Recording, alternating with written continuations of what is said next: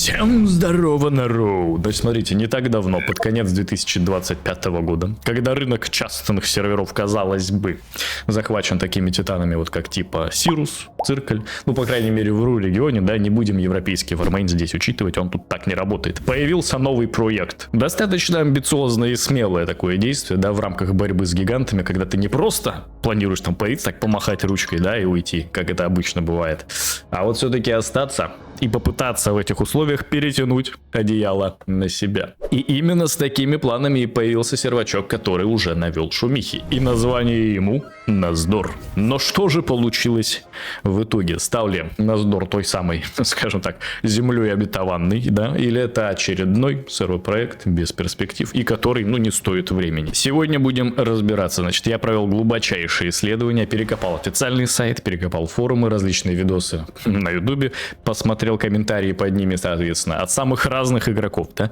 от таких вот восторженных фанатов до яростных хейтеров. И сегодня, соответственно, на основе этих комментариев я подготовил разбор главных плюсов и минусов Наздора, подкрепляя, естественно, все вот это вот, все эти тезисы своим мнением по данному поводу. Так что присаживайтесь поудобнее, заваривайте чаек, погнали смотреть видос. Давайте начнем с того, что привлекает игроков на Наздор, почему вот, несмотря на все трудности, его онлайн планомерненько так постепенненько растет, а сообщество, по крайней мере, какая-то его часть, понятное дело, не все, верит в проект. Я выделил несколько ключевых преимуществ, которые красной нитью так вот проходят через большинство положительных отзывов. Итак, значит, первый приятненький момент, ну опять же, для кого приятненький, а для кого базовый минимум, это отсутствие pay-to-win механик, что, естественно, является мощным магнитом для большинства игроков. Значит, у Наздора политика такова, что, соответственно, полная противоположность идет серверам, где победу можно купить. Вот, например, что пишет один из пользователей на форуме Наздор, где сравнивает, в принципе, два проекта. На очень показательный пост, который отражает боль многих игроков. Соответственно, цитирую. На Сирусе играл очень-очень много. Со временем пришло осознание, что там делается все для максимального выкачивания денег с игроков. Купить можно все, что угодно. И, кстати, самый такой неприятный, как по мне, вот лично момент, про который я вам всегда рассказывал, да, дальше он в комментарии тоже отражен. В общем, всячески ограничивают прогресс, принуждая донатить. А самое печальное, что купить можно усиление персонажа, то есть уровень лояльности, категории, черные бриллианты, которые дают значительное преимущество. В общем, на самом-то деле комментарий достаточно емкий, и также еще приложу несколько вариантов, которые можно найти в сети. Ну и сейчас давайте обсудим данный момент. Конечно, на сервере есть донатный магазин, и мы еще поговорим о ценах в нем, но ключевое отличие, которое подчеркивают все, здесь нельзя купить именно силу персонажа. То есть косметика, маунты, различные бусты, ну там, допустим, прокачка профессии или ускорение получения опыта, это пожалуйста. Но просто закинуть баблосы и получить за это дополнительные статы, здесь у вас такой возможности не будет. Да, у вас есть, кстати, возможность купить себе именно игровой шмот, но здесь также все со звездочкой, с пометкой и с ограничениями. В магазине, в принципе, отсутствует шмот актуального уровня. Ну вот, например, 23 января открывается Ульдуар 25, соответственно, можно будет собирать там рейды, ходить, понятное дело, убивать боссов и получать награду определенного итем левела. Я, если честно, не помню, но, допустим, 230-й гир будет падать с Ульдвара 25. В магазине вы не сможете вот эти шмотки, которые уже как бы в игре есть, и их игровым путем можно выбить.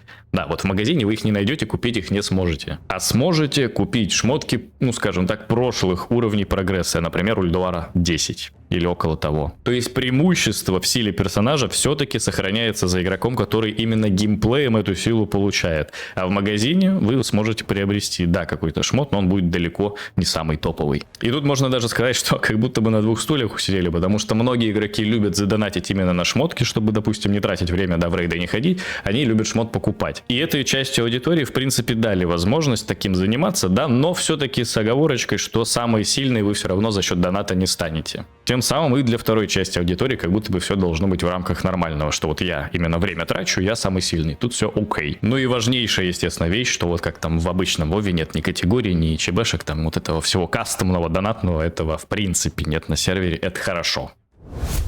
Плюсом вторая как бы подтема, супер связанная с донатом вещь, это искусственное ограничение прогресса. Вот если вы шарите за Ubisoft с их там ассасинами и так далее, то вы понимаете, о чем я говорю. Ну, последние ассасины. Потому что есть донат открытый, прямой, как бы задонатил, купил, получил. А есть донат вынужденный, когда у тебя прям разработчик, ну, понятное дело, не под палкой, но все-таки заставляет что-то приобрести, потому что, ну, по-другому, ну, вообще невозможно. Опять же, вспомним время, когда вот я играл на Локи Чиферкоке, на Легенде, да, на Чернокнижнике Воргене, на Сирусе X1, когда только-только там сервачок запускался и так далее. И вот на тех самых стримах, прямо в реал-тайме мы обсуждали отвратительнейшую вещь, которая на Сирусе реализована. Это кап, опять же, очков чести, которые ты получаешь с БГшек, да, еженедельный. И при этом еще цена на шмотки, которые ты за эту честь, соответственно, покупаешь. И в сумме, что выходило?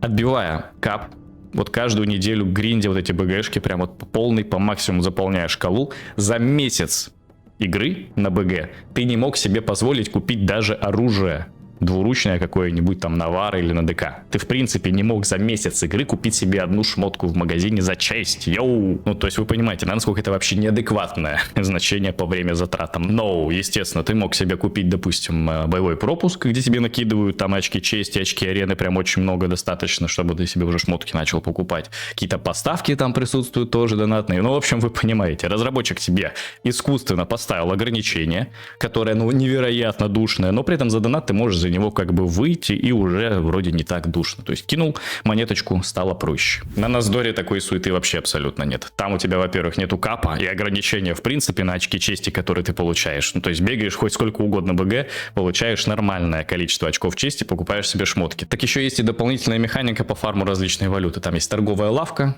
как с актуала, кто шарит, тот шарит. В общем, тебе дают 3 дейлика, достаточно простые, быстро выполняющиеся ежедневно, и ты апаешь левел торговой лавки. И за повышение этого левела накидывают различную валюту. Это и честь, и очки арены, и вневременные монеты, там есть вневременный остров, и там осколки льда, вот эти ПВЕшные валюты. В общем, все тебе насыпают. И прямо в солидном количестве. И, короче, можно поиграть, ну, вот максимум неделю, максимум. И ты уже себе full PvP-шный сет проапанный сможешь заиметь. Так что вот такая суета. Дальше думайте сами. Второй, соответственно, плюс — это свежий взгляд на кастомный контент для 3.3.5 аддона. То есть Наздор — это не еще один просто сервер Лича, который Близлайк, ну, как по мне, достаточно скучно, когда вот такие именно варианты делают. Типа вот Циркль, да, Вармейны, там просто Лич без изменений. Такое. На Наздоре разработчики пошли дальше, соответственно, и предложили игрокам уникальный опыт. Основные фишки — это, опять же, кастомные расы союзные, которые доступны вам сразу, вот бесплатно. Просто можете вот первый раз зарегистрироваться и любую себе расу выбрать. И гибкая система способностей. Там у вас есть возможность выбрать отдельно ПВЕшную, как бы расовую принадлежность, да, там у вас будет активки, пассивки, именно ПВЕшная. И отдельно ПВПшную способность, они уже такие базовые. Ну, по типу у человека это тринкет встроенный, у Бладельфа это волшебный поток и так далее. Союзные расы, соответственно, прикольные. Это не рескины, да, вот новые модельки, которые там добавлены уже с битвы за Азерот, с Дренора, ну, в общем, с более поздних и актуальных аддонов. То есть у вас уже подтянуты Эридары, есть Зандалары, есть Култиросцы, кому это вдруг интересно и так далее. Ну и здесь расовые способности, они не привязаны к именно модельке, да, к внешнему виду вашей расы. Вы можете выбрать там тот набор, который идеально вам подходит по классу и по стилю игры. И при этом всем еще допиленный графоний в целом. То есть у вас союзные расы и, в принципе, модельки, да, вот именно рас, они подтянутые, HD-шные, прикольные. Виды изменены, касты, то есть анимации кастов тоже с более поздних аддонов подтянуты. И вот основной пласт, в принципе, способностей по типу там даже лик смерти у ДК имеет здесь визуальный эффект такой черной дымки, там жучки, которые, ну, в общем, прикольно изменили графоний, подтянули. То есть вы когда кастуете какое-нибудь базовое испепеление на условном Варлоке, оно гораздо красивее выглядит, чем на стандартном Личе. И вот в сумме у вас получается такой неплохой на самом-то деле графоний для 3.3.5 все-таки игрульки. Чего только стоят отдельные облики на друидов. Вот, например, там сова, да, вот ее из Легиона подтянули, прикольно выглядит. На друида кота можно себе из Катаклизма взять облик и посмотреть на этих медведей. Опять же, для тех, кто в Легион играл, это вот медведи из башни магов, да, вот здесь вы тоже можете взять себе такой скинчик, ну просто сексуально смотрится. Тут лайк. И на этом разработчики не останавливаются. В будущем нас ждет система гравирования. Это новый взгляд вообще на усиление персонажа через руны, которые заменят привычные сетовые бонусы. Идея в том, чтобы дать игрокам еще больше гибкости и уйти от модели «собери сет, получи бонус». У вас там будут добавляться новые кастомные пассивки, возможно, активки. В общем, разработчики в этом плане еще думают, еще разрабатывают. В Телеграме опросы, кстати, проводят, как бы игрокам хотелось видеть систему гравирования. Так что, если что, если интересно, можете их там, наставить, ваше мнение высказать. Кастомные локации, различные ивенты, кастомные боссы, кастомные рейды, вот это вот все добавляется, постепенно этого все больше и больше, и в целом очень неплохо, разнообразие добавляет, в привычный геймплей 3.3.5. То есть у вас как бы основная база, именно там способности, таланты, они привычны, но уже учитывая там систему гравирования, которая в скором будет, допустим, окей, и пока ее еще нет, кастомные сеты тоже уже, нестандартно вам добавляют геймплея на привычные классы, и еще и новые боссы. То есть вы, допустим, на своем стандартном ДК убиваете не Лича в 5000 раз, а пошли там, я не знаю, Ордоса огненного быка захерачили палкой, и уже как бы по-другому ощущается. Анклав Алого Ордена, соответственно, новый рейд добавили, тоже как бы привычный вам, допустим, геймплей по нажатию кнопок, но в другой уже оберточке, в другой, соответственно, локации, против других противников ощущение всегда приятное. Вневременный остров, вот эта кастомная, прикольная тоже локация добавлена, которая из панды. Тут, кстати, с технической точки зрения могу ошибаться. Если вот шарите, напишите в комментариях, Наздор, его клиент, сделан на базе панды, или как вообще это работает?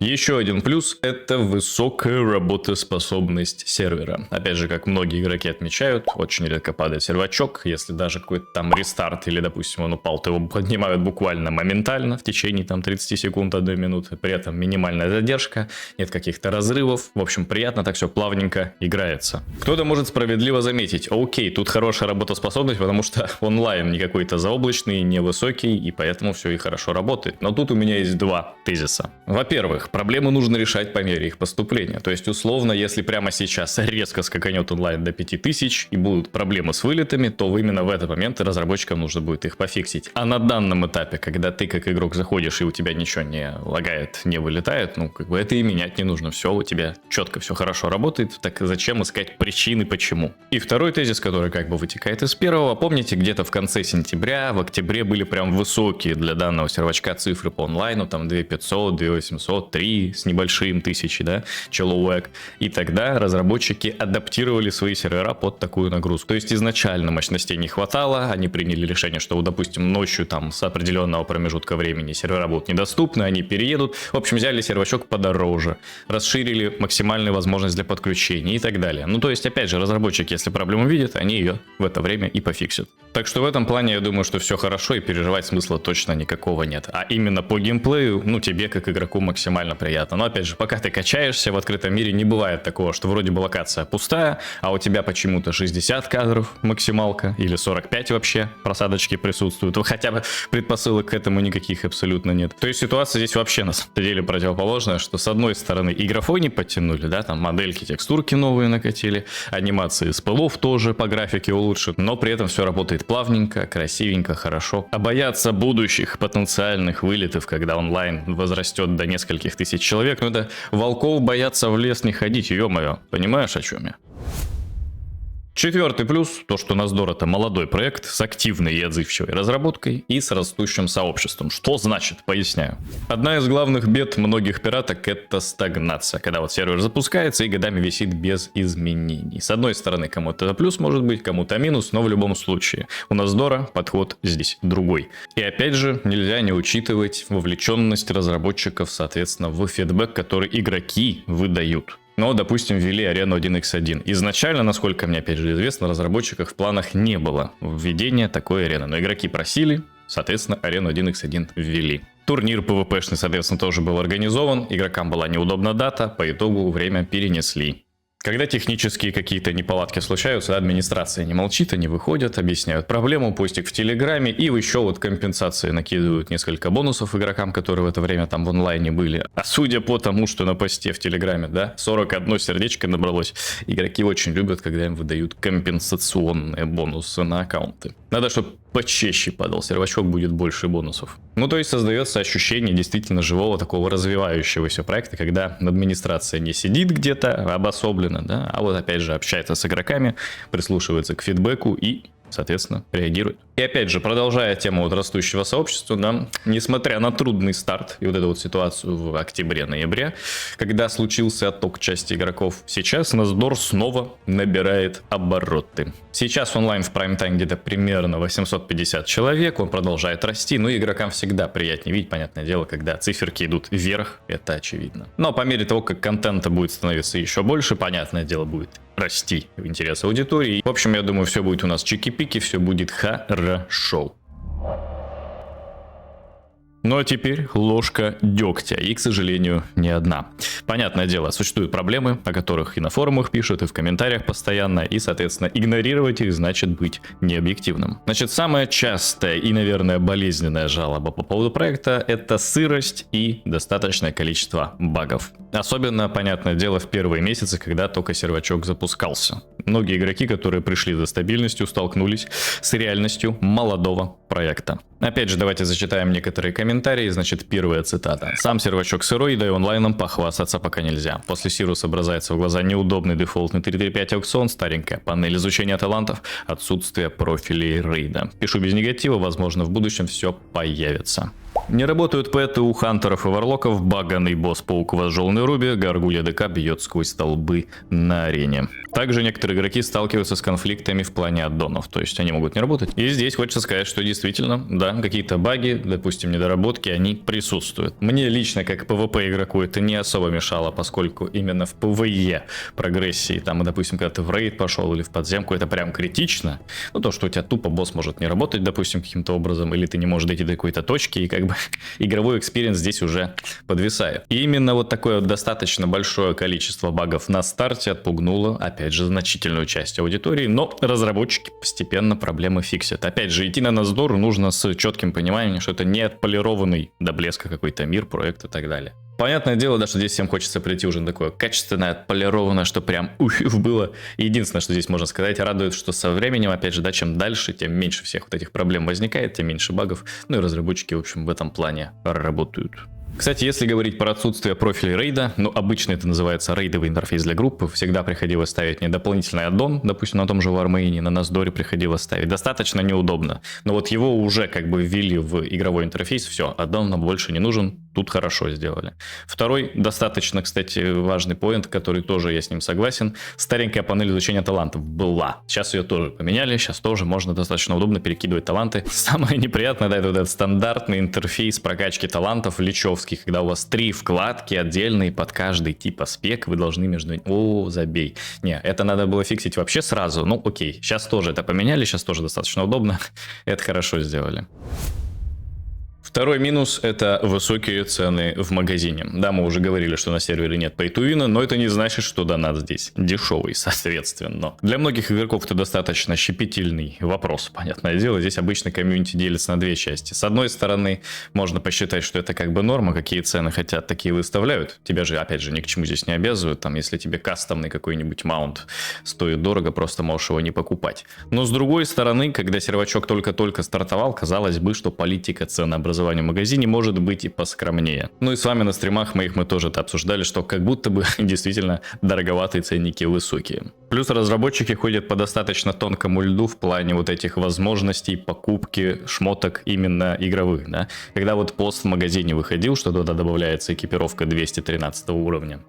Ну, сообщество как бы говорит: ребята, мы сюда пришли за отсутствием pay-to-win, да, а вы начинаете добавлять рейдовые шмотки. Да, пусть они не доповые, но это вот достаточно опасный прецедент, который может у некоторых игроков вызвать опасения и недоверие. В общем, здесь, как по мне, разработчики должны быть достаточно осторожны. И если на данную секунду все выглядит достаточно здраво, ну да, понятное дело, там с ценами могут многие не согласиться, и лично я тоже ставил бы подешевле, но с другой стороны, они все равно в основном именно влияют там на какой-то визуал, на кастом, не обязательно игнонато, в общем дело. С другой стороны, как будто бы самое главное здесь не переборщить с возможностью для покупки всего помимо кастома. Тут как бы нужно балансировать, да.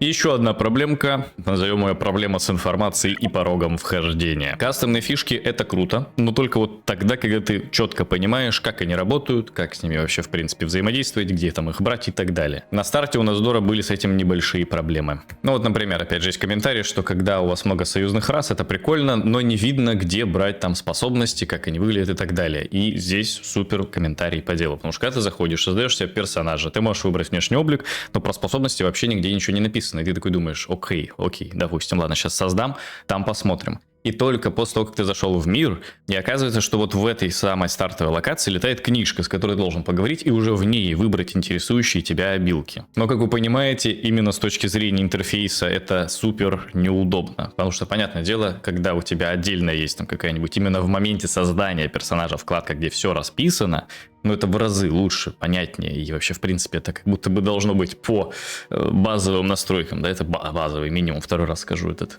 термин. Плюс достаточное количество дополнительных кастомных фишек, про которые нужно узнавать как-то в процессе, и, в общем, без видеогайда условного, который, кстати, у меня есть, это достаточно сложно сделать. Ну, допустим, есть вневременный остров, что-то можно выбить, зачем вообще на него прилетать и как он работает, непонятно. Есть торговая лавка, что за нее дают, зачем мне делать эти дейлики, непонятно, и так далее. В общем, необходимость в изучении, что там где делать, оставляется на игрока. С одной стороны, кому-то это может быть прикольно, интересно, что вот а-ля, я не знаю, что делать, давай-ка я буду разбираться.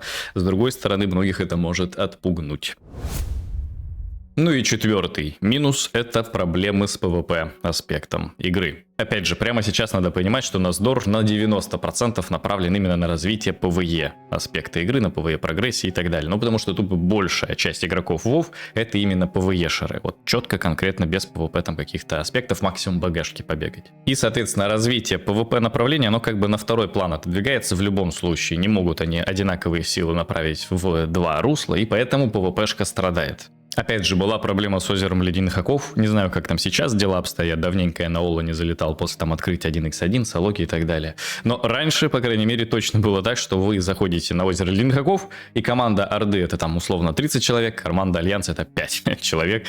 Ну и все. А что они сделают? Ничего, просто на кладбоне стоять, пока закончится бой. Ну и опять же, если говорить про PvP в целом, про другие режимы, то там тоже все нехорошо из-за тупо банального отсутствия достаточного количества PvP активных людей. Есть режим соло Q, который как минимум требует 2 хилов, чтобы один был в одной команде, другой во второй. И это создает проблемы с очередью, особенно когда много людей за хилов не играют. И общий онлайн тоже недостаточный. БГшки могут тоже не совсем быстро и неполноценно команды набираться по тем же причинам. Вот опять же, был момент, да, в конце сентября, в октябре, когда онлайн был стабильно там 2500 плюс, там 3000, вот тогда было прям вообще все шикарно. БГшку нажал, регу сразу же нашло, сразу же 15 на 15, нажал солоку, тебе тоже ее нашло достаточно быстро, там максимум 2 минуты, по-моему, опять же, по вечерам было ожидание. Я мог даже за стрим ни одну БГшку не сыграть, просто 7 солок там, допустим, регнуть, все было чики-пики. Но опять же, это было тогда, когда онлайн держался на 2-3 тысячах. Сейчас, именно с PvP аспектом, нехватка лютая происходит. Со временем, опять же, при росте игроков это все будет выправляться. Ситуация как бы будет выравниваться. Ввели режим 1x1 все-таки, поскольку вот люди просили. Теперь хотя бы, если ты хочешь вот чисто PvP-шить, у тебя есть возможность хоть в дуэлях, ну скажем так, поучаствовать. Но все равно осадочек у PvP-ориентированных игроков остается. И вот хочется ждать, опять же, возвращения тех самых лучших времен. Тогда играть было в PvP приятно. И последний минус, который тоже нельзя, соответственно, не потрогать, который вот витает в воздухе, это страх у людей, да, которые не знакомы с проектом, которые даже не пробовали, или которые уже играют, но тоже все равно опасаются, что проект, в общем, дальше не взлетит, как-то закроется, и что вот они потратят свое время на игру здесь зря. И то, что онлайн небольшой, тоже очень большую часть аудитории отпугивает. Но это, в общем, типичные все проблемы для любого нового сервера, но, тем не менее, они как бы существенны. Игроки банально боятся вкладывать время, и тем более деньги, да, в проект, чье будущее туманно. И вот этот вот фон недоверия, да, это как бы серьезный барьер, который Насдору приходится, ну, преодолевать каждый день, скажем так. Кстати, по онлайну это вообще отдельная история, может быть, даже отдельный видеоролик можно снять на эту тему. Напишите в комментариях, хотите или нет. В общем, тезис в чем? Люди слишком сильно зациклены на вот этих цифрах онлайна. И когда я говорю слишком сильно, это значит, ну, просто пиздец невероятно как сильно. Вы даже не представляете, насколько большое и огромное количество людей привязаны только конкретно к цифрам. Блин, здесь 1000, там 5000, а там 10 тысяч, а там 30 тысяч цифр онлайна. Боже. И как бы да, действительно, когда мы видим там значение онлайна в 400, в 500 человек, ну даже 1000 для кого-то может быть маловато. Но даже когда на сервачке был онлайн в 2500 человек, и любая активность находилась ну максимально быстро, вы могли и рейд собрать, и поиск подземелий, и солока, и БГшка вообще с моментальной регой. Вот просто нужно было зайти на любой стрим и посмотреть, что у всех все ищется моментально, игроки вообще не писали про того, что онлайна не хватает, кто играл на сервере. Все равно находились люди, которые писали, ну 3000 мало, вот будет 7000, и я зайду. Просто народ настолько сильно привык вообще к накрученным показателям, что они даже вот не решаются проверить на своем опыте, что бывает и по-другому. В этом плане политика надзора мне, кстати, не совсем понятна. Они прям строго нацелены на то, что вот какой онлайн есть, такой мы будем показывать. То есть без минусов, без плюсов, вот без накрутки. А учитывая, что все, в принципе, игроки на рынке крутят онлайн, вообще все абсолютно, и европейцы, там Turtle Love какой-нибудь даже тоже крутит себе онлайн. Но это просто выглядит немного неконкурентно способно в этом плане. Ну тут, понятное дело, не мне им рассказывать, как лучше поступить, но как будто бы, если все абсолютно играют нечестно, и один ты пытаешься как бы вот показать, что смотрите, можно по-другому, не всегда это работает в плюс. Опять же, во многом из-за того, что аудитория просто к такому не готова. Это я все к чему. Понятное дело, что когда показатель онлайна висит там на отметке 700-800 человек, 1000, это, да, действительно маловато. Но при этом, если уже 2-3 тысячи реальных, да, цифр набирается, этого уже более чем достаточно для комфортной реги любых режимов и как бы доказано на практике. Здесь вообще ситуация немножко в другом заключается, а конкретно в том, что люди просто не хотят а-ля рисковать, да, и пробовать для себя малоизвестный какой-то проект, который недавно появился, и непонятно, что от него ждать. И на самом-то деле это достаточно справедливо, потому что вот лично я, когда только начинал на проекте играть, я как бы тоже особых надежд не строил, просто было интересно попробовать. И как будто бы вот с таким настроем зайти, скачать и потестить, проблем никаких не вижу. А если для вас основной останавливающий фактор это пока что низкие показатели онлайна, подумайте вот над чем. Если бы все те люди, которые писали о низком онлайне, как о единственной проблеме, которая их останавливает, попробовали бы зайти на сервер, то этого было бы уже достаточно, чтобы хотя бы 1500-2000 на сервере появилось. Это прям минимум, это гарант. А при таких значениях играть уже совершенно спокойно можно было, опять повторюсь. И на самом-то деле максимально актуальной вот эта проблема с недоверием к новому проекту должна была ощущаться в первые месяцы, но если я ничего не путаю, как будто бы на этой неделе уже должно быть полгода после запуска, в общем, прошло,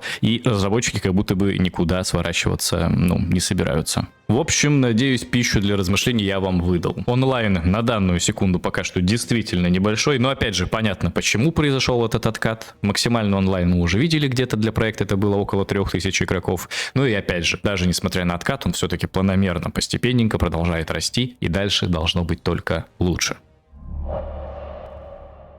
Все, народ, на этом будем заканчивать. Пишите ваше мнение в комментариях, что считаете верным, что неверным, что вы, в общем, об этом всем думаете. Пользуясь случаем, напоминаю, что у меня есть телеграм-канал, где из последнего и полезного закрепленный пост по аддонам, и, в общем, там вся дополнительная информация, анонсы, и в телеге мы с вами точно не потеряемся. А если вас интересует дополнительный контент в виде гайдов на различные классы и спеки, гайды по настройкам, интерфейсу, аддонам, это все у меня есть на Бусти. А также там еще есть личный чат, в котором вы можете мне написать, и я отвечу на все ваши вопросы. Так что вот такие вот дела, народ. Соответственно, все ссылки в описании, в закрепленном комментарии. Всем же вам желаю удачи, всем прогрессии в PvP, в PvE, всем на сегодня. Пока!